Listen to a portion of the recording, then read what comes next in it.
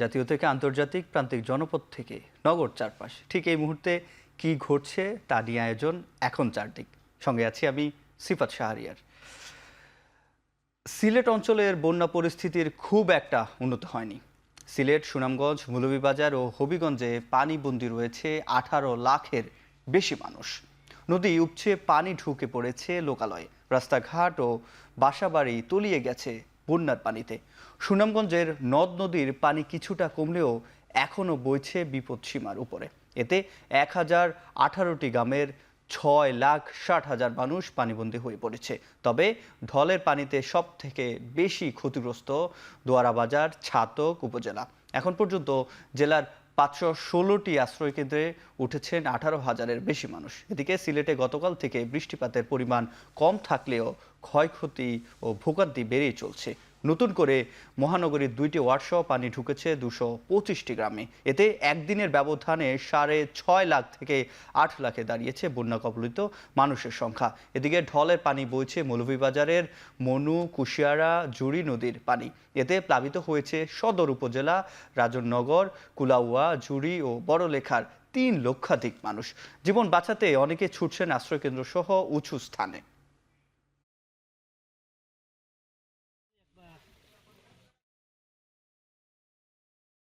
বন্যার কারণে সিলেটের শিক্ষা বোর্ড সহ কারিগরি ও মাদ্রাসা বোর্ডের এসএসসি ও সমমান পরীক্ষা 8 জুলাই পর্যন্ত স্থগিত করা হয়েছে। বৃহস্পতিবার শিক্ষা মন্ত্রণালয়ের বৈঠকে এই সিদ্ধান্ত নেওয়া হয়েছে। সিলেট বিভাগের বিভিন্ন জেলার বন্যা পরিস্থিতি ভয়াবহ, যেখানে বহু স্কুল কলেজ ডুবে গেছে। আবার ঘরবাড়ি ডুবে যাওয়ায় শিক্ষা প্রতিষ্ঠান ও আশ্রয়কেন্দ্র হিসাবে ব্যবহার হচ্ছে। পরীক্ষার অংশ নেওয়ার মতো পরিস্থিতিও নেই শিক্ষার্থীদের। সার্বিক দিক বিবেচনায় 8 জুলাই পর্যন্ত পরীক্ষা স্থগিত করা হয়েছে এবং 9 জুলাই থেকে আগের রুটিন অনুযায়ী পরীক্ষা চলবে। স্থগিত পরীক্ষাগুলোর তারিখ পরে জানানো হবে। একই সঙ্গে আবারও শুক্র ও শনিবার সাপ্তাহিক ছুটি হিসেবে স্কুল কলেজ বন্ধ রাখার সিদ্ধান্ত নেওয়া হয়েছে।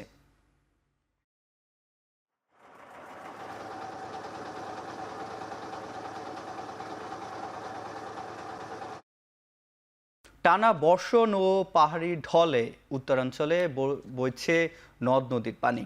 হবিগঞ্জ, রংপুর, গাইবান্ধা, কুড়িগ্রামের বেশ কিছু নদ নদীর পানি প্রবাহিত হচ্ছে বিপদসীমার উপর দিয়ে। ফলে তৈরি হয়েছে বন্যার শঙ্কা। হবিগঞ্জের নবীগঞ্জে কুশিয়ারের বাঁধ উঠছে প্রবল বেগে, লোকালে ঢুকছে পানি। এতে বন্যা পরিস্থিতির আরও অবনতি হবে বলে শঙ্কা করা হচ্ছে।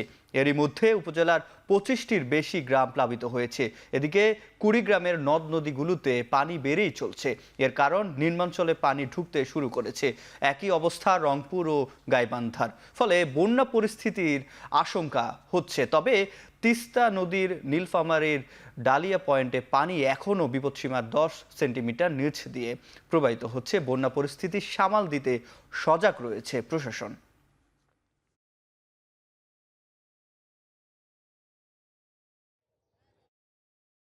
কালকের পর থেকে সিলেটে বন্যা পরিস্থিতি উন্নতি হবে। আপাতত গুরুতর বন্যা পরিস্থিতির ঝুঁকি কম বলে জানিয়েছেন বন্যা পূর্বাভাস ও সতর্কীকরণ কেন্দ্র।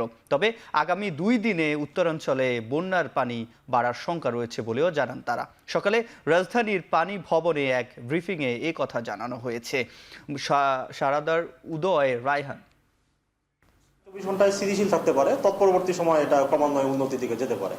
বৃষ্টিপাতের প্রবণতা কিছুটা কমে এসেছে গত 24 ঘন্টায় লক্ষ্য করা গেছে, এবং এটা আগামীতেও কিছুটা হ্রাস পেতে পারে। উত্তরাঞ্চলের প্রধান নদীগুলোর পানি সমতল বৃদ্ধি অব্যাহত থাকতে পারে, এবং এর ফলে মূলত উত্তরাঞ্চলের কুড়িগ্রাম, লালমনিরহাট, নীলফামারী, রংপুর ইত্যাদি সংলগ্ন কিছু নিম্নাঞ্চলে স্বল্পমেয়াদী বন্যা পরিস্থিতি সৃষ্টি হতে পারে। আপাতত তেমন গুরুতর কোনো বন্যা পরিস্থিতির সম্ভাবনা নেই। বর্তমানে 7টি নদীর পানি 12টি পয়েন্টে বিপদসীমার উপর দিয়ে প্রবাহিত হচ্ছে, এবং বর্তমানে তথ্যের ভিত্তিতে 5টি জেলা বন্যা আক্রান্ত। বৃহস্পতিবার রাত থেকে বিকেল পর্যন্ত আবহাওয়া পরিস্থিতি ভালো থাকায় কক্সবাজারে রোহিঙ্গাদের মাঝে অনেকটা স্বস্তি ফিরেছে। তাই রোহিঙ্গা ক্যাম্পে অতি ঝুঁকিতে থাকা 1000 পরিবারকে আপাতত সরানো হচ্ছে না। এরই মধ্যে নিরাপদ আশ্রয়ে যাওয়া 500 রোহিঙ্গা পরিবার ঘরে ফিরেছেন। যারা এনজিও পরিচালিত লার্নিং সেন্টারে এখনও আশ্রয়ে আছেন, তারা স্বেচ্ছায় রাজি হলে অন্যত্র স্থানান্তরের উদ্যোগ নেওয়া হবে। এর মধ্যে রোহিঙ্গা ক্যাম্প 20-এর বর্ধিতাংশে 200 শেল্টারে প্রস্তুত রাখা হয়েছে বলে জানিয়েছেন শরণার্থী ত্রাণ ও প্রত্যাবাসন কমিশনার। এদিকে বুধবার উখিয়ার 5টি রোহিঙ্গা শিবিরে পাহাড় ধসের ঘটনায় প্রাণ গেছে 8 রোহিঙ্গা সহ 10 জনের।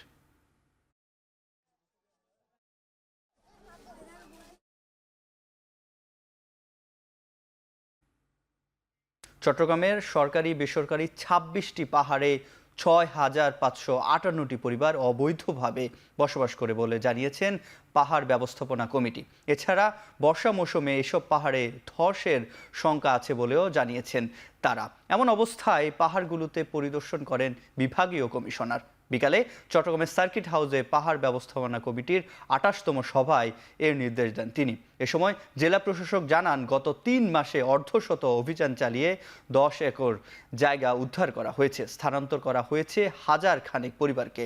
আর বৈঠকে সেবা সংস্থার কর্মকর্তারা বলেন, গত কয়েক বছর ধরে বিদ্যুৎ, পানি ও গ্যাস সংযোগ বিচ্ছিন্ন করা হলেও পরবর্তীতে আবারও অবৈধ সংযোগ নেয় পরিবারগুলো। মাইকিং করা হয়েছে, সতর্কতা করা হচ্ছে, যারা অবৈধভাবে বসবাস করছে তাদেরকে সরিয়ে নেওয়ার জন্য, ঝুঁকিপূর্ণ জায়গায় যারা আছে তাদেরকে সরিয়ে নেওয়ার জন্য আমরা বলেছি। এবং গতকাল আপনারাই তো বললেন যে আমাদের জেলা প্রশাসন থেকে, চট্টগ্রামের জেলা প্রশাসন থেকে সিল্যান্ড তারা বা পুলিশ নিয়ে তাদেরকে সরিয়ে দেওয়া হয়েছে। এবং এটা তো চলমান কার্যক্রম, এটা তো একদিন দুই দিন না, আবার যখন হবে আবার চলবে। বেশ কিছু পরিবারকে অবৈধ দখলদারকে উচ্ছেদ করা হয়েছে। গত 1 বছরে মোট 51টি উচ্ছেদ অভিযান পরিচালনা আমরা করেছি। কিন্তু তা সত্ত্বেও কিন্তু কিছু দপ্তর সংস্থার পাহাড় রয়েছে যেগুলোতে আমরা অভিযান চালাতে পারি না। সিলেটের পানিবন্দী মানুষকে যথাসম্ভব সাহায্য সহযোগিতা করতে সেখানকার জনপ্রতিনিধিদের আহ্বান জানিয়েছেন আওয়ামী লীগের সাধারণ সম্পাদক। সকালে বঙ্গবন্ধু এভিনিউতে দলটির কেন্দ্রীয় কার্যালয়ে যৌথ সভা শেষে সাংবাদিকদের প্রশ্নের জবাবে এ কথা জানান তিনি। প্রধানমন্ত্রী শেখ হাসিনা সিলেট অঞ্চলে বন্যা পরিস্থিতির খোঁজ রাখছেন এবং সেখানকার বন্যায় ক্ষতিগ্রস্তদের সাহায্যের জন্য নেতাকর্মীদের নির্দেশনা দিয়েছেন বলেও জানান ওবায়দুল কাদের। এছাড়া তিনি বলেন, জাতীয় স্বার্থ বিকিয়ে নয়, বরং আলোচনার মাধ্যমে ভারতের সাথে সম্পর্ক গভীর হয়েছে বলে জানিয়েছেন আওয়ামী লীগের সাধারণ সম্পাদক ওবায়দুল কাদের। আমরা বন্ধুত্বপূর্ণ, ভারসাম্যমূলক, সম্মানজনক, পারস্পরিক আমরা কূটনীতি চাই। ভারতের সাথে সেই কম্প্রিহেন্সিভ পার্টনারশিপ আমরা করছি আমাদের জাতীয় স্বার্থে। স্বরাষ্ট্রমন্ত্রী বলেছেন, মিয়ানমার আর্মি ও আরাকান আর্মিকে জানিয়ে দেওয়া হয়েছে তারা যাতে বাংলাদেশের দিকে আর গুলি না চালায়, তা না হলে পাল্টা গুলি করা হবে। ডিএমপির সাবেক কমিশনার আছাদুজ্জামান মিয়ার বিরুদ্ধে সঠিকভাবে কোনো অভিযোগ উত্থাপন করা হয়নি বলেও জানান তিনি। সচিবালয়ে নিজ দপ্তরে স্বরাষ্ট্রমন্ত্রী এসব কথা বলেন। আমাদের সেন্ট মার্টিন যেতে হলে আমাদের টেকনাফের কাছে কিছু নাব্যতা হারিয়েছে আমাদের নাফ নদীর, আমাদের পোর্শনে, কাজেই সেইখান দিয়ে আমাদের নৌ চলাচল করতে পারে না, যেতে হয় ওই মায়ানমারের অংশ দিয়ে। সেইখানেই এই বিপত্তিটা করে। কখনো মানে মায়ানমার আর্মি, কখনো বা আরাকান আর্মি ফায়ার ওপেন করে। আমরা দোনো দলের সঙ্গেই আমরা বলে দিয়েছি যে আমাদের গুলি করলে আমরাও এরপরে পাল্টা গুলি করব। কাজেই আমাদের এইখানে আর কোনো গোলাগুলি হচ্ছে না। সুনির্দিষ্টভাবে বাংলাদেশের ফ্ল্যাগ যাতে উড়িয়ে যায় সেই রকম একটা ব্যবস্থা করেন, তাহলে বাংলাদেশের ফ্ল্যাগ উড়ে গেলে আর কেউ ওখানে গুলি করবে না। কোনো অভিযোগ উত্থাপন হয়নি। যেগুলি শুনছি মানে তার এতগুলি অবৈধ সম্পত্তি, তাকে তো ডাকা হয়নি। তাকে ডাকা হলে তো আমরা বুঝতে পারবো তার নিশ্চয়ই তার কোনো এক্সপ্লানেশন আছে। শুধু আমাদের ডিবি নয়, এবং মার্ডারটি হয়েছে ভারত সরকার, ভারতে। কাজেই ভারতের পুলিশও এটা নিয়ে তদন্ত করছে। কাজেই কোনো জায়গায় কোনো ফাঁক ফোকর থাকবে বলে আমার মনে হয় না। দেশে প্রতি বছর 4 কোটি টন ধান উৎপাদন হলেও চাল চকচকা করতে বছরে 16 লাখ টন চাল উৎপাদন কম হয় বলে জানিয়েছেন খাদ্যমন্ত্রী সাধন চন্দ্র মজুমদার। দুপুরে ব্রাহ্মণবাড়িয়ার আশুগঞ্জে সাংবাদিকদের প্রশ্নের জবাবে এই কথা বলেন মন্ত্রী। এ সময় তিনি বলেন, ধান থেকে উৎপাদিত চাল চকচকা করার জন্য 5 বার পলিশ করেন ব্যবসায়ীরা। এতে করে চাল ওজনে কমেছে 4 থেকে 5%। এই অবস্থায় যদি 2 বার পলিশ করা হয় তাহলে চালের পুষ্টিগুণ বৃদ্ধি পাওয়ার পাশাপাশি লোকসান কমবে বলেও জানান তিনি। এছাড়া চাল উৎপাদনে খরচ কমার ফলে দাম কমে কিনতে পারবেন ভোক্তারা। এটা যদি আমরা দুই ছাটায় নিয়ে আসি, যেমন আমরা পূর্বে চাউলটা খেতাম, সেটাতে যদি আমরা নিয়ে আসি তাহলে আমরা পুষ্টিগুণ বৃদ্ধি পাবে, চাউলের লস কমবে এবং এটা ছাঁটাই করতে গিয়ে যে বিদ্যুৎ খরচটা হয়, মানে পালিশ করতে গিয়ে সেই বিদ্যুৎটা সাশ্রয় হবে, লেবার সাশ্রয় হবে এবং বাজারে ভোক্তারা আরেকটু কম দামে চাউলটা পাবে, কারণ এটা তো ওই কষ্টেই কমে যাবে। এখন চারদিকে নিচ্ছি একটা বিরতি, ফিরছি একটু পরেই।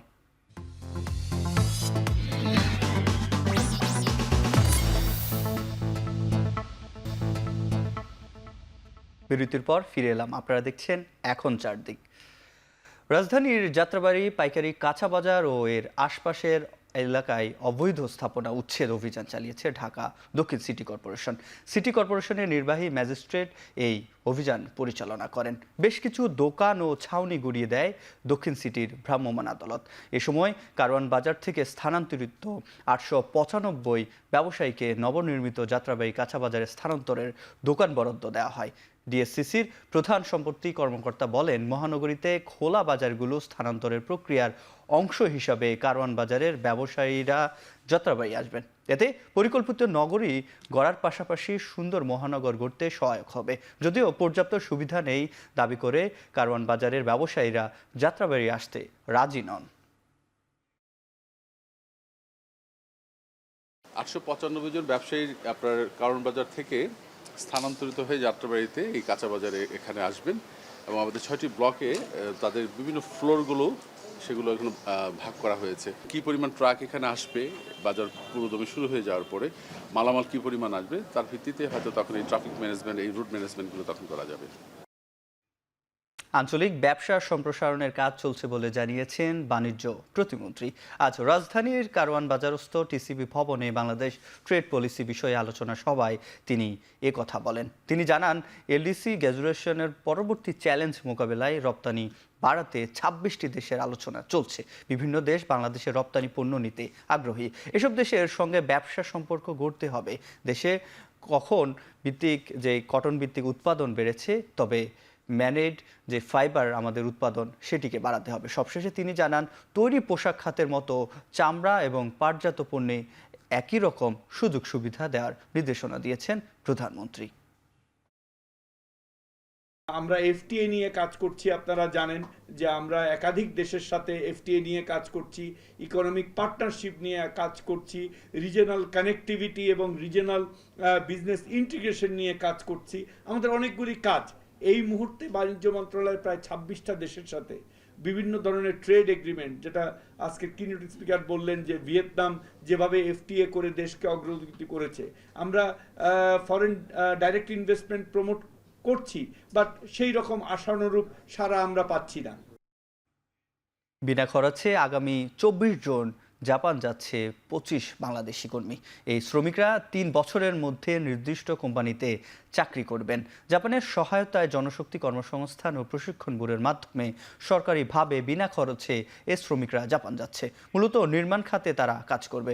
জাপানের টেকনিক্যাল ইন্টার্ন পাঠানো কর্মসূচির অংশ হিসাবে 25 বাংলাদেশি কর্মীর হাতে স্মার্ট কার্ড তুলে দেন প্রবাসী কল্যাণ প্রতিমন্ত্রী। এ সময় তিনি জানান, জাপানের শ্রমবাজারের চাহিদা অনুযায়ী দক্ষ কর্মী তৈরি করছে এই সরকার। এ সময় সাংবাদিকদের প্রশ্নের জবাবে তিনি জানান, তদন্ত কমিটির রিপোর্ট পেলে মালয়েশিয়ার শ্রমবাজার ইস্যুতে দায়ীদের বিরুদ্ধে ব্যবস্থা নেওয়া হবে।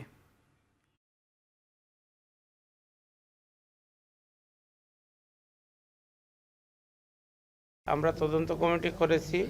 তদন্ত কমিটি 7 দিন ছিল, এরপরে আরও 5 কর্মদিবস দিয়েছি।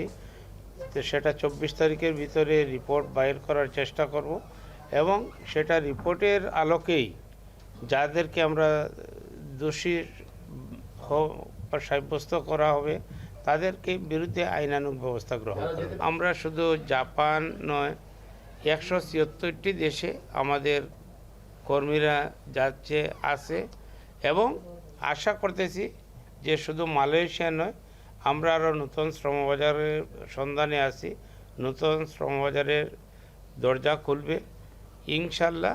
আমাদের যুব সমাজ যারা বেকার আছে, বেকারত্ব দূরীকরণের লক্ষ্যেই বিভিন্ন প্রশিক্ষণের মাধ্যমে স্কিল জনশক্তি তৈরি করে আমরা বিদেশে প্রেরণ করব।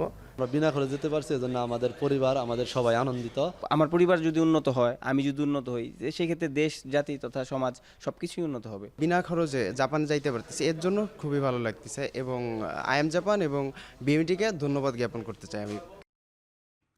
এখন চারদিকে নিচ্ছি আরেকটা বিরতি, ফিরছি একটু পরেই।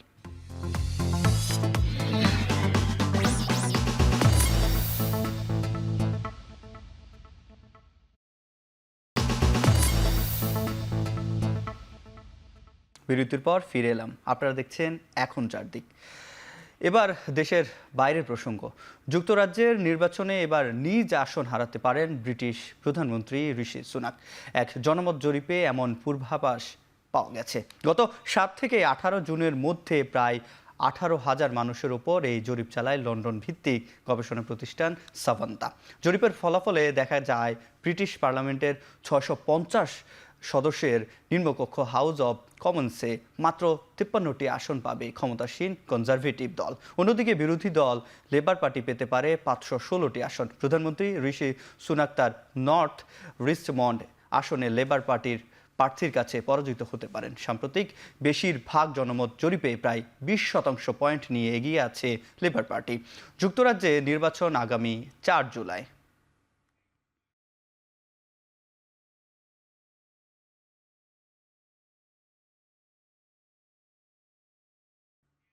শেষ করছি এখন চারদিক।